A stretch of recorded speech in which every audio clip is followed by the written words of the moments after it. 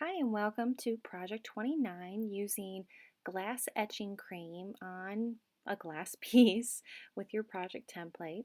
So with this particular project, you're going to do it pretty much like any other sign. Pull out or first cut out your project template, pull out all the pieces and get it ready to go to put it on your glass piece. Just make sure, unlike the last project where you could use an acrylic or a plastic piece, you have to use glass. It doesn't have to be necessarily from a picture frame. It could be from a window, maybe even a door that you have in your house. But it has to be glass or it will not work.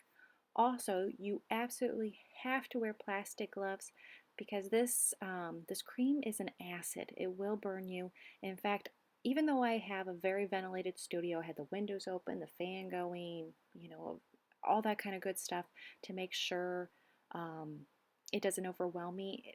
This stuff is pretty potent. I was not a fan of how I felt, why this was sitting there fermenting, for a lack of a better word, um, etching your glass. So definitely make sure that you have all the precautions. Now, with this particular brand too that I was using, Martha Stewart, I feel like it could have done a better job personally. It did etch my glass, but there's one called Armor Etch. I've also linked to it within the ebook.